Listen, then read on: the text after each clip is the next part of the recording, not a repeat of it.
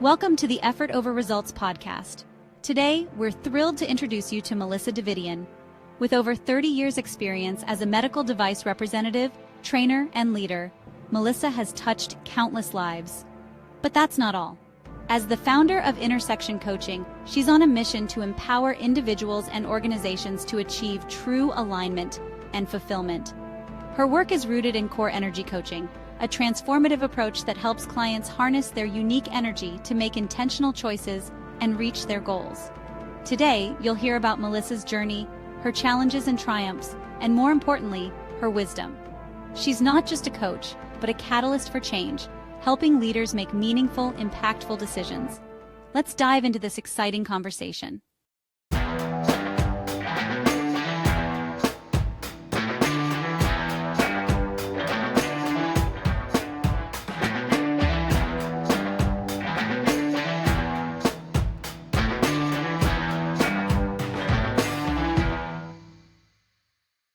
Melissa, welcome to the show.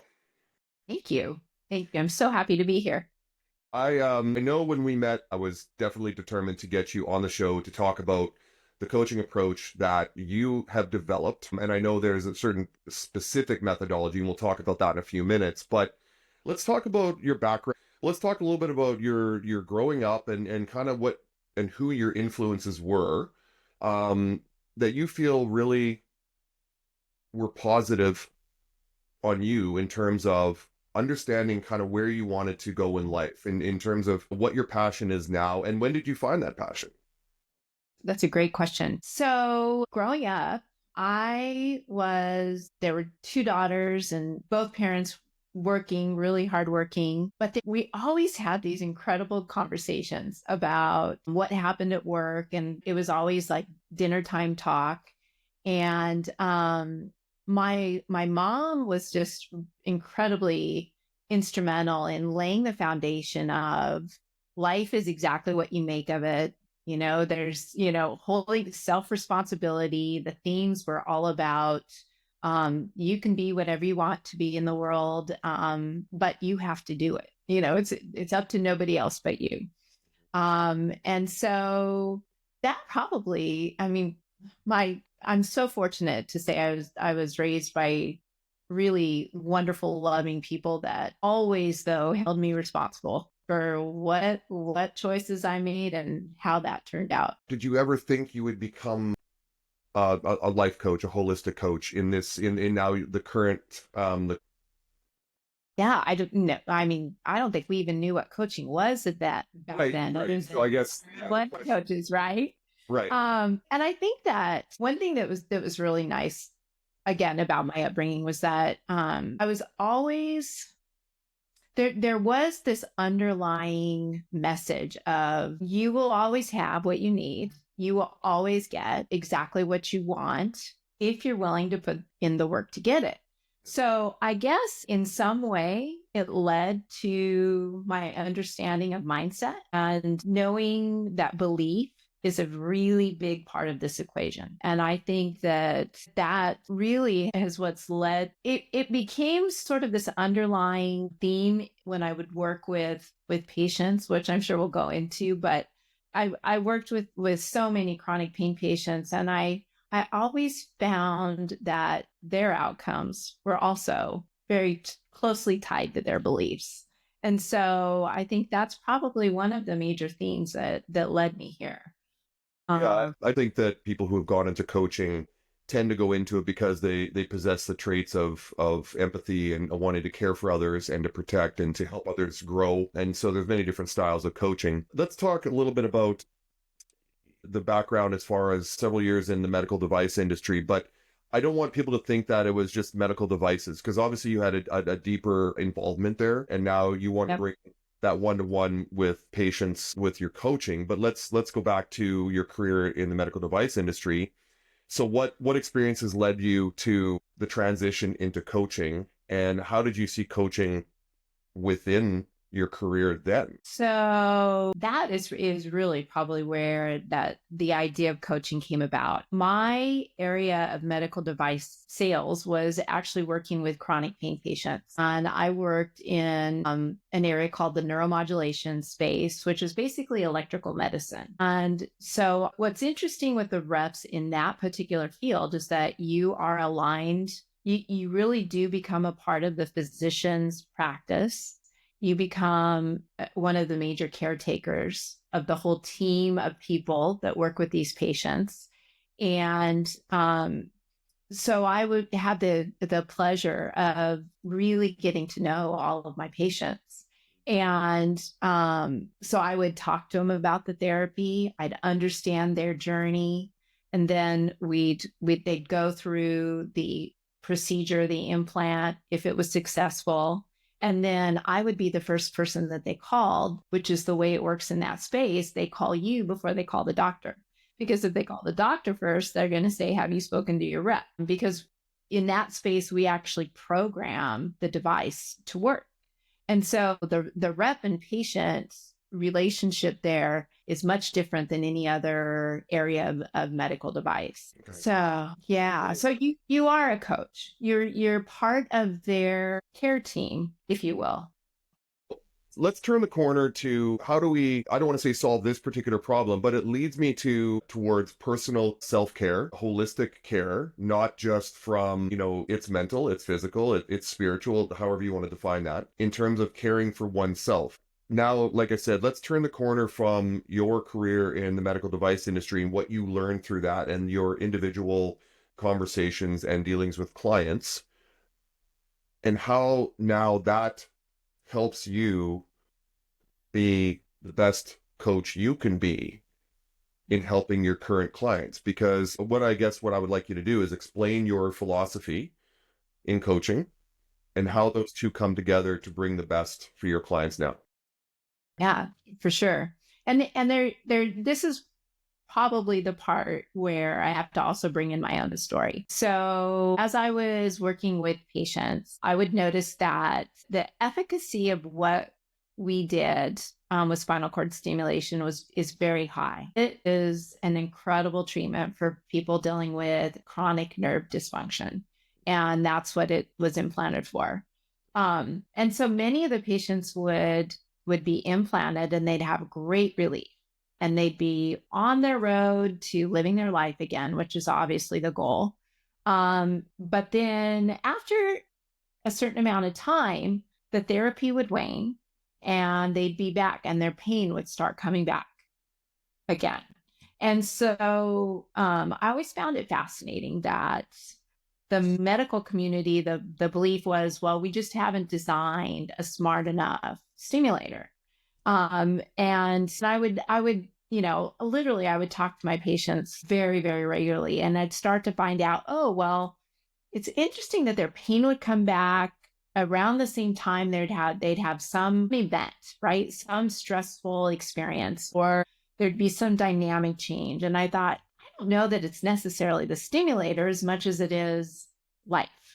I think there are things that would happen in life that would increase stress and lead to the return of the pain. So I always thought that was very interesting. And I also found that the patients that decided that this was going to be it had sustained amazing long-term relief.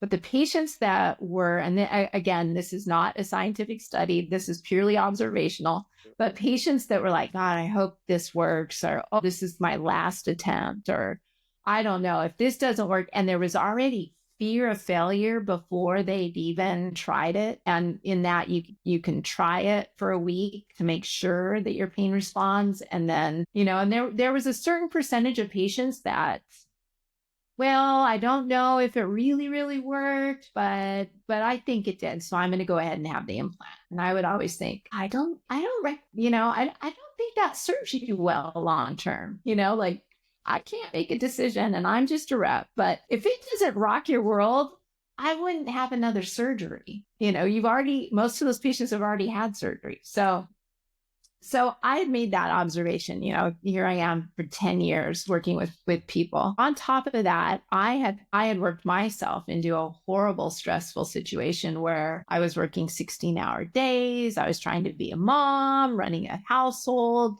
that what we do as working mothers. And I had migraines consistently, had pain in my feet, pain in my back. I had upset digestion. Like from head to toe, I had something wrong with me. And here I am in my 40s thinking, gosh, I'm falling apart. And it was all of this stress. And so I actually ended up having a horrific event that felt like a stroke. It was a rush to the ER, MRIs, everything, nothing was there. And I just had this like epiphany that this is stress. And if you don't figure this out, it will figure you out. Mm-hmm. And so I went through this just journey of studying.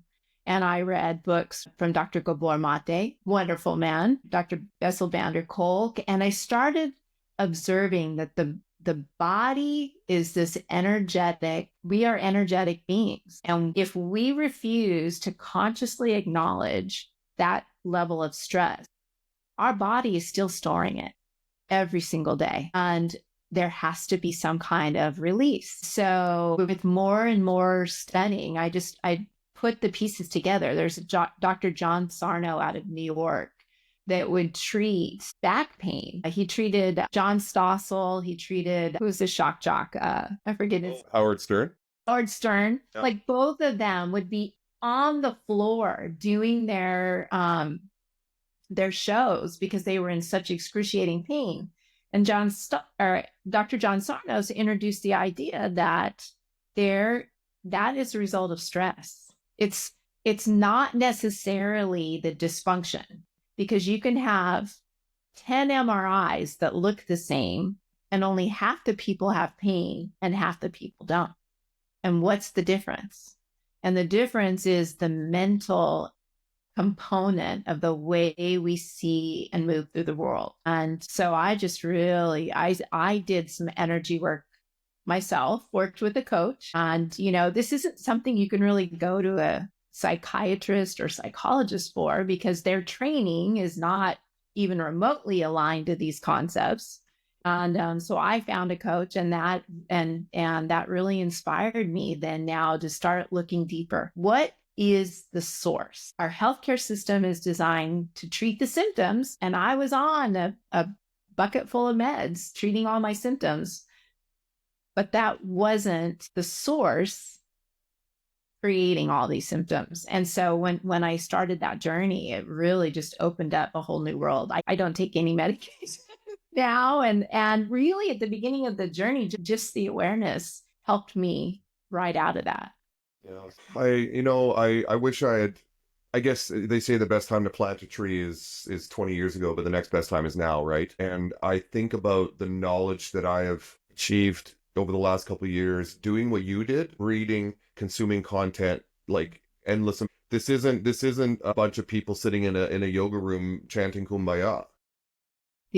I truly believe, and I'll give you a great example, and this goes back to my time in football and professional football, and you ask any athlete this, any sport, if you are in a game where you're losing the game, your pain in that game, bruises, bumps, or whatever, hurts more. I could be in a game though where we're winning and not feel a broken leg. Absolutely. Because my mindset is it's positive. We're winning the game. This is a good thing. You ignore it because you're in a completely different side of your brain with that. But you see it. A team will start to get down, in a football game. I've seen it hundreds of times, and players are dropping like flies on that team. And they pull themselves out of the game, or they get carried off or whatever. And it's like, why is it the losing team? Right?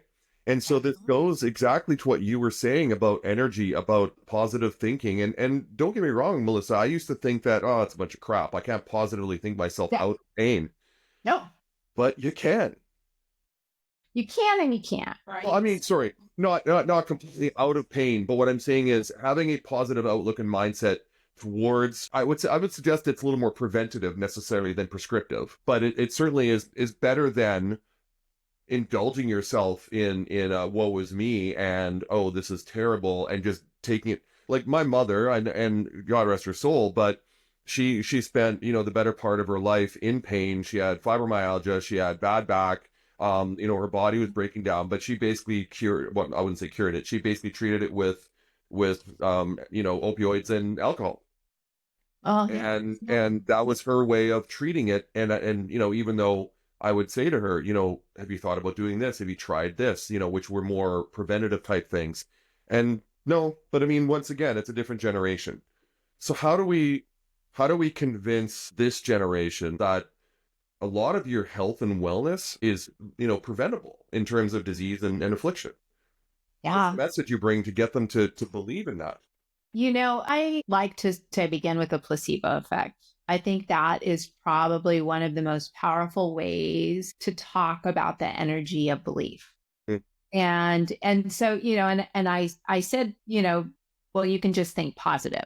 Well, you can say all the positive affirmations in the world. If you in your core do not have an underlying understanding of the neuroscience around it, but also a deep-seated belief in the possibility that your reality can be something different than what you're experiencing right now, it's going to be really hard to be positive enough to make that leap, right? So one of the things I love about my core energy coaching, and I went through a program through an organization called IPEC, and this is a foundation of their founder, that there's an energetic attitudinal assessment that I work with everyone. And it really opens the door to what are some of your beliefs in the way you see the world?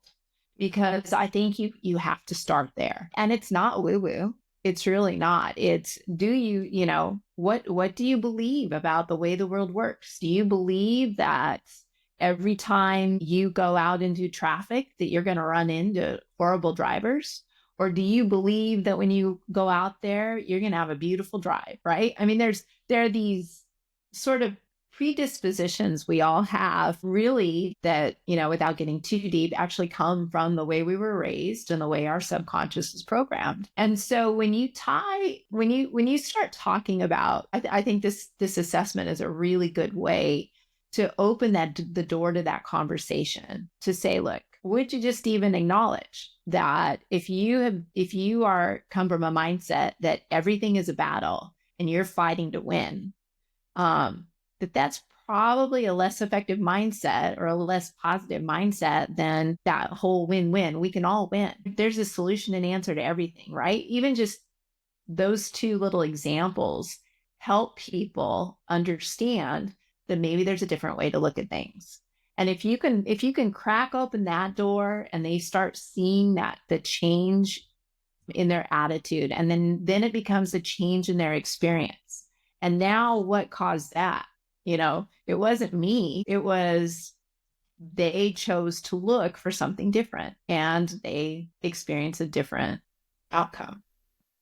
And I think you mentioned it at the start of your comment, the placebo effect, and that is not just a sugar pill that you take. It is your mindset as well. It's completely. It's based on belief. It really is. And sometimes in some studies, the belief that the placebo works is as effective as, especially when you talk about chronic pain, as the efficacy percentages of some chronic pain medications, and they get approved. So to your point earlier, there's so much we can do on our own to positively affect our health. And it is, diet, exercise, all of that, but also the belief that we don't have to be sick, that we don't have to be in pain. And something else that I've learned that directly comments on what you just said, what I've learned in the past 2 to 3 years through my own improvement, is this: you still can't get people to do what you think is that they should do, or that is right for them. Some people need to hit a rock bottom. If they make really bad choices in terms of the food they're eating, they don't exercise, they basically are sedentary. At some point in time, there's two paths that are available there. One, you finally just put your own foot down and say, I can't live like this. Or two, you continue down that road and your life is shortened and you continue to suffer. And I think that goes for almost anything. It's very tough, especially as parents or, people that are that are loved ones in your family that, they're, for lack of a better term, killing themselves with their choices. You can tell them all the suggestions in the world. And in fact, it feels like the more you tell them, the more they go the other way. And that's where people need to have some accountability and take responsibility for their own health. But as I mentioned before, in a culture and an environment, and I won't even just say it's just the United States, it's here in Canada too, where once again, consumerism and making your life easier and eating bad food is just the norm, it seems. It's hard to take the right, proper, healthy path. It's become harder. So I want to, for those who are unfamiliar with it, can you explain the core energy coaching methodology and some of the key aspects of it and why it's really effective? Yeah. So it's based on the philosophy that there's 7 different levels of energy that we show up in the world with. The lower levels of energy are considered catabolic or more negative, if you will. But they're going to be really sort of where you go when you are triggered, where you go when you're having your hard day, where do you go when you have a fight with your spouse, right? We have a lot of programming that is fairly automatic. And these 7 levels, you move in and out of them throughout your day. Right. And then you go up to like higher levels, and that's where you are more others focused, and compassion and peace and joy are some of the things that are really a part of how you see the world and how you show up into the world. And so one of my favorite quotes is from Viktor Frankl, that between stimulus and response, there's a space. And in that space, there's choice. And so the goal is to help people understand that we're not just here, we're not just victims of our circumstance, but there is choice, and learning to create a gap between what happens in life and how they respond, and giving each person the tools to really look at the choices and make it on a case-by-case basis it really becomes a bit of a superpower, because then now all of a sudden, instead of reacting to what happens in life, are creating some room for intention and really looking at how does that align to who am I as a person. And then what happens typically is that we start with sort of a deep dive analysis of what is that initial lens. We align it to how do you really want your life to unfold and what do you want to find in your life? And then each person I work with creates their own roadmap to get there. And what they find is that just having that knowledge and awareness helps them get there faster. It's really just sort of, it's so fun just to see the light bulbs go off and say, it's just the way I look at the world. And, I don't have to always be right in my relationship. I can choose to just let that go. Okay. Be happy. It's interesting that the last thing you just said there, I can choose to let that go. I happened upon Mel Robbins' let them theory. Love it. Yeah. It was on, I want to say it was Diary of a CEO with Stephen Bartlett, and she had mentioned that, and I was like, oh my gosh. In fact, I felt my body almost decompress in that moment when I heard that philosophy, because I have spent the better part of my entire life trying to control things and, giving my kids tips and tricks on how to, navigate life. And hey, have you thought about doing this? And it worked, same thing. And I'm like, okay, when I got the let them thing, I was like, they'll figure it out. Let them, right? And so now my wife and I have now implemented this, which is awesome for us because we are both very high energy individuals, and we put a lot of demands on ourselves and each other and on the kids. That now that we've taken this let them theory, it's really helped us. But I want to get back to the core energy coaching, because can you give me an example of a day in the life of, let's say, for a client of yours who now is incorporating the core energy coaching methodology and some of the applications of, how their day starts and how they get through their day. What does that day look like for someone who has now harnessed the core energy coaching methodology? Well, so I really encourage people to gain some kind of mindfulness practice and start the day with, and it doesn't, I know sometimes you say mindfulness and people are like, oh my gosh, yeah, there's no way I can't meditate. I've tried and I can't stop my brain from thinking. But I actually teach a process of mindfulness that is really just about breathing. It's body, breath, and vision. It's movement, breath, and a vision for the day. And if someone can give me 5 to 10 minutes a day, you're going to start already in a different place. And so the vision is very individual. It's what you want to be, what you want to experience that day, but you just connect your body and your nervous system to the reality of that vision, whatever it is. And then as you move through the day, as things come about, you start to find out the power. You're still in control. You don't, especially there's a lot of people that say, oh, let them, well, I'm not going to lose control. Well, you're still in control, but you're in control of you. And that's at the end of the day, that's the only person you can control. And now they move through meetings with an openness. They move through just collaborations and teamwork with a whole different perspective that I don't have to be right. I can actually walk into a situation with a group and we're going to win. We're going to figure this out and it's going to be just great. And what happens is that they find they become these natural leaders, even if they have a title, right?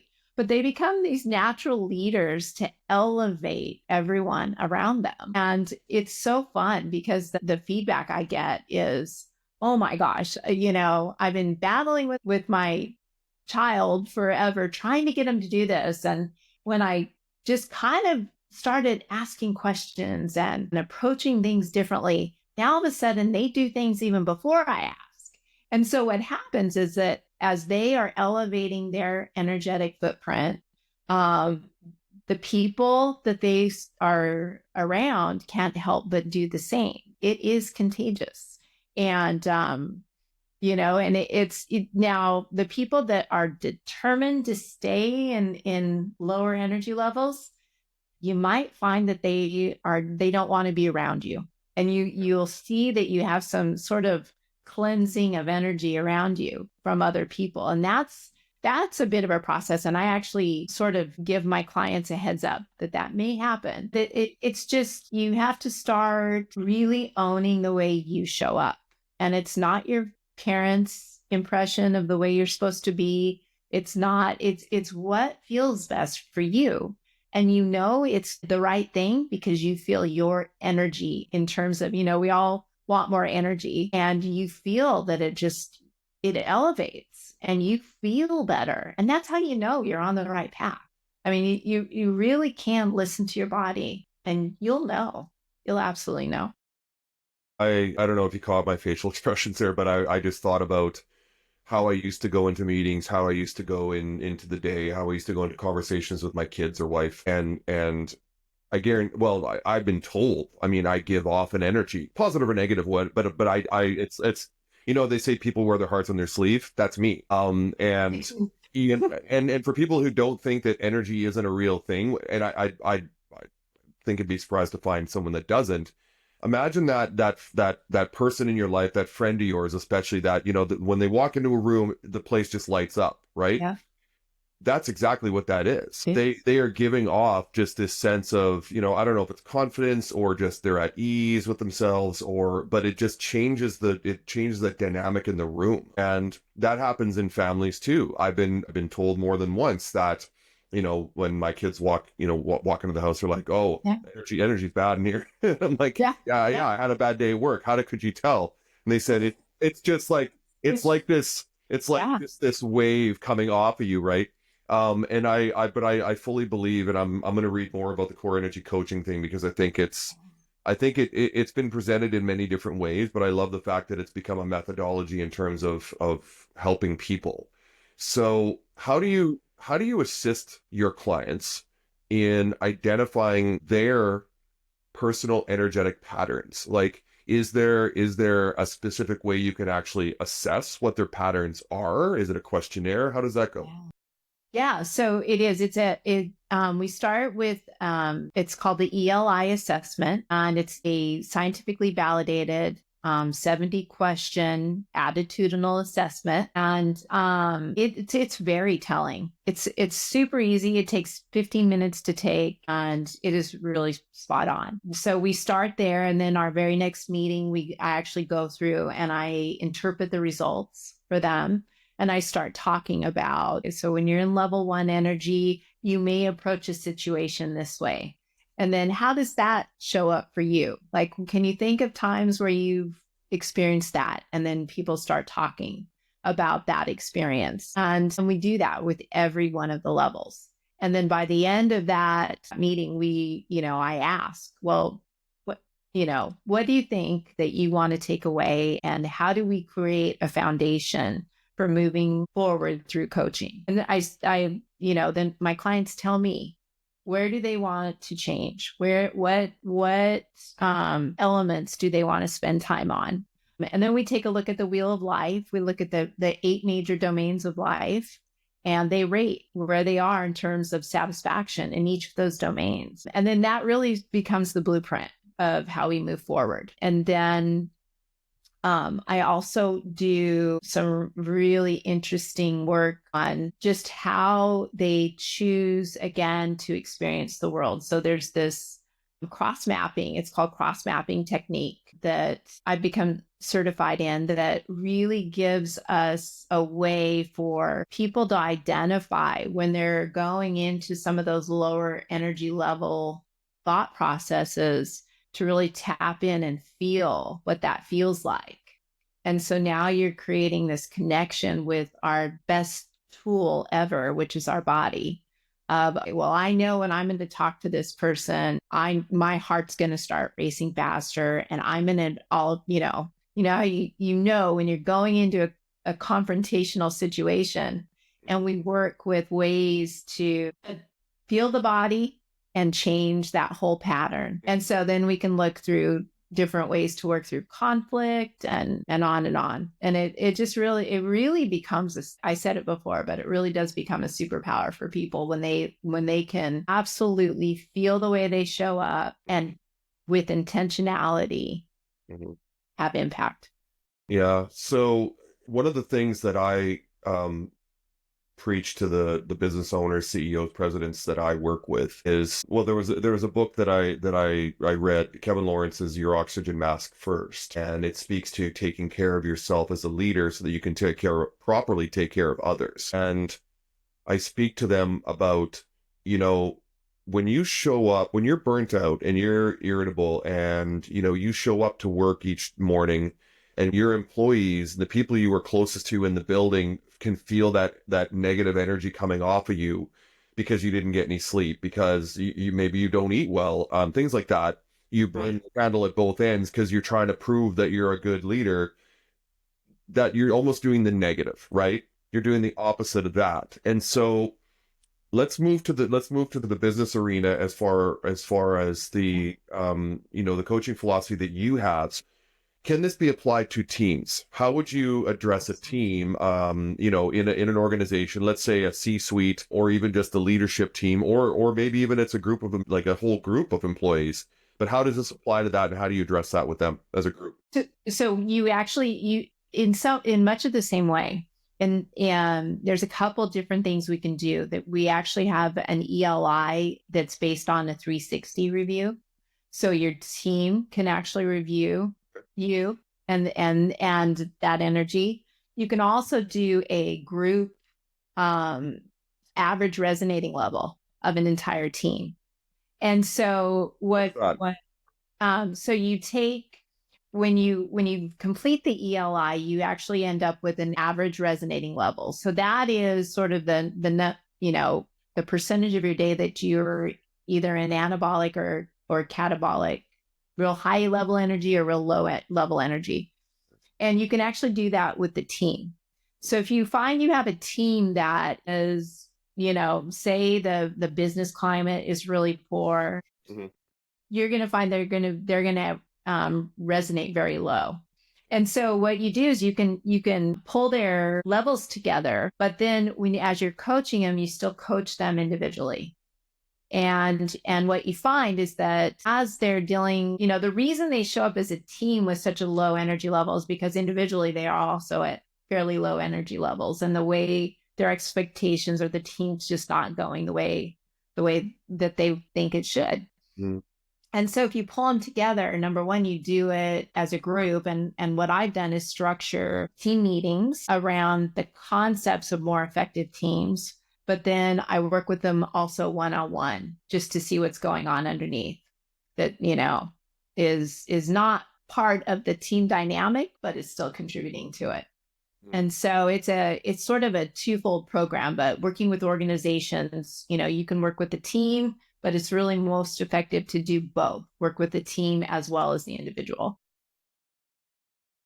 I start to think back to my days in locker rooms when I have guests on the show and they start to talk about things like this. And I think about the best locker rooms that I was in, and the multiple personalities and energy levels of the different teammates. And if you take a look at championship teams, you could probably do an assessment on them, do ELI with them, and see where they, what their average is. And I would guarantee that it's almost always going to be something, I don't know how you describe it in your world, but it works, right? The different energy levels balance each other out almost. And it allows that team they may not even be the best players in the league, but they just click. And I think this applies to that, but then I move it to the business, culture and business environment. Some of the best companies are where you have built a team where if you were to apply this to that team, you would see, I'm picturing an equalizer. Why on a stereo? I don't know why, but you're trying to equalize all the different frequencies of the different individuals on the team and balance them so that the sound that comes out is crisp and clear and, for lack of better, successful, right? Yeah. Makes sense. And it does. And even to another level, there's a term, the resonance, which is what you're likening it to, a resonance, but also the team you will find will raise itself to the highest level, right? So if you have a really strong leader, that leader is going to have the ability to raise the performance of everyone on the team.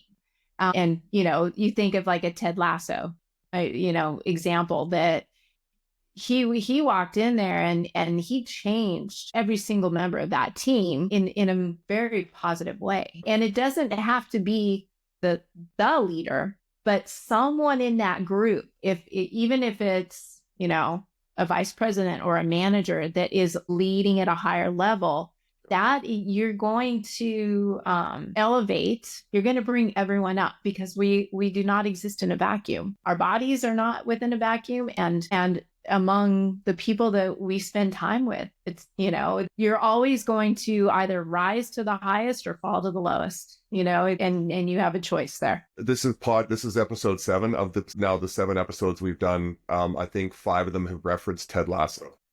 I wouldn't be surprised. And that's okay. I am fine with that. I think it delivers beautiful messages, and I think, whoever's seen the series would agree. I want to start to wrap things up, and I want to ask a couple questions about you and your current, coaching life. Why do people deny the opportunity to get better through coaching, advice, counseling, therapy, whatever it is that the methodology is? Because there's many different ways you can attack this. It could be a business coach, could be a life coach, could be a performance coach, it could be a therapist, it could be a psychologist.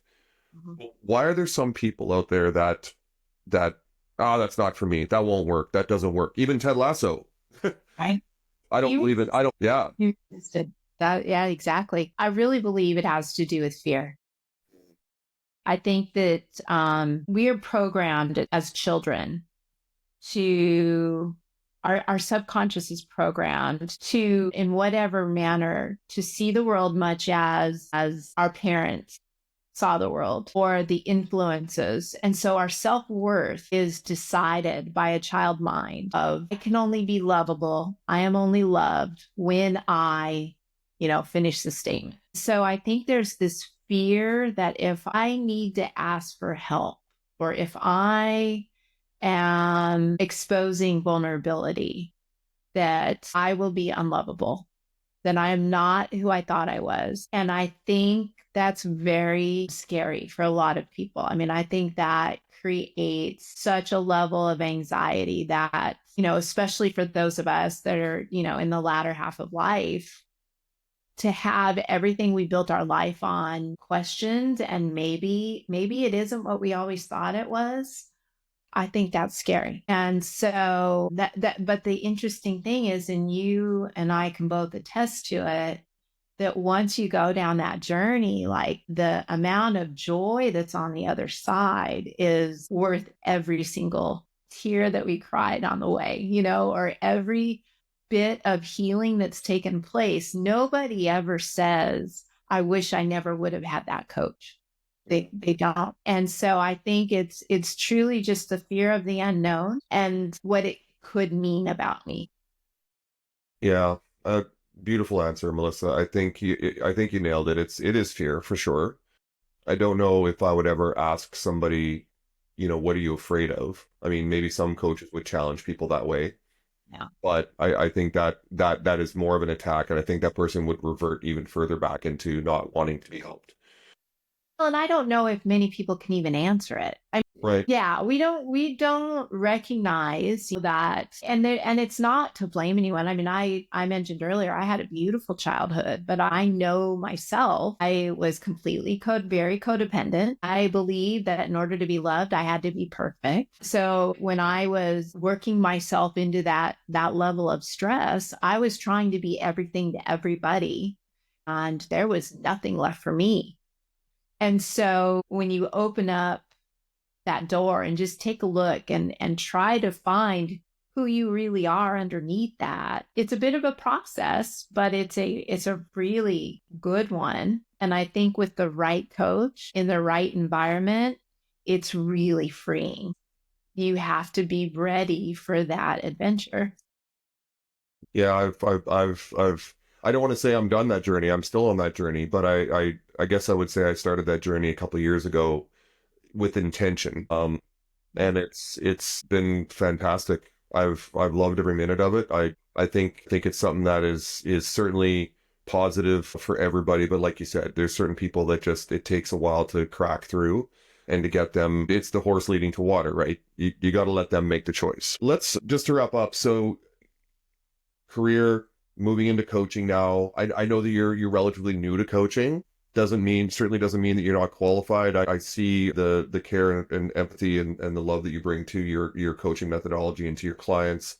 What has been greatest surprise to you in this first year, 2 years of going into coaching for yourself and working with clients? What is the thing that surprised you the most? I think, I mean, I think just the pure joy but like I just mentioned, the pure joy that people find on the other side of the journey. It is so incredibly rewarding when people understand how much power they really have over the life that they live, and just the freedom that comes from that. I think it's just something I want to celebrate every day with my clients, and if I can, and it fuels me. Like if I keep thinking, I want to help as many people as I can find that for themselves, because as we know, life is too short, and there should be no reason that we can't find that freedom, regardless of where we came from or where we started. So what is 2025 got in store for you? What's the plan for you and intersection coaching, and what are your goals for this year? Well, I'm starting a program in partnership with the physicians I used to work with. They're doing a lot of longevity medicine now and integrative medicine, and they acknowledge the value of the mind in providing the best healthcare possible for their patients. And so we're putting together a platform that I'm really excited about, because I think it's going to have the potential to help so many people that are in that healthcare struggle that we talked about earlier, really find some incredible freedom from their afflictions and the things that they're dealing with. So that's going to be my main focus for the year, for sure. Who do you draw your inspiration from right now? That's a really good question.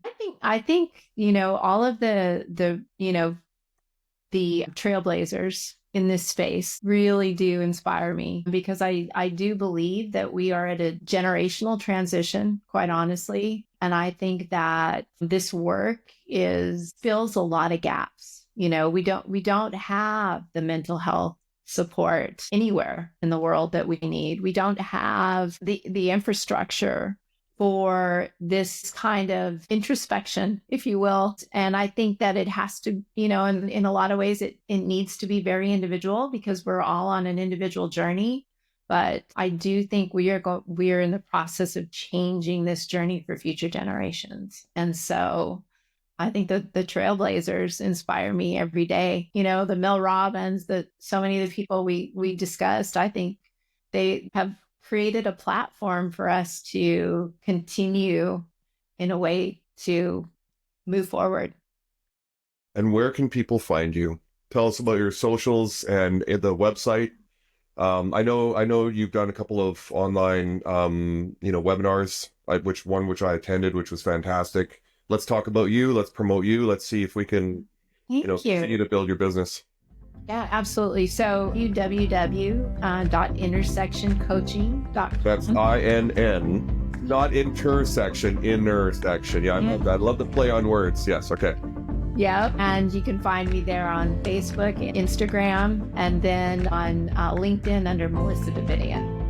Excellent. I get inspired with every guest that I have on the show, and that's why I have them on the show, because they've said something. I've seen them speak. I've read their book. And everybody who I bring on to the Effort Over Results podcast, I want to inspire our listeners. I want them to find their own path, their own journey, whether it be, through mental health practitioners, through coaches, or through sports. We had an ex-NFL player on. But I think everybody has a story, and I think everybody needs to hear where they can get help and how to make their own lives better. But at the same time, they definitely need to take it upon themselves to take that first step. And that's something that I preach, is that it's that effort. It's not the result. It's taking the first step. It's just deciding I want to be better. I want to improve my life, but I can't look too far forward as to what I will look like in 5 years or 1 year even. It's like day one, start. Do the same thing on day two. And just see how that compounds, the interest compounds and gets better. This has been wonderful, Melissa. Thank you very much.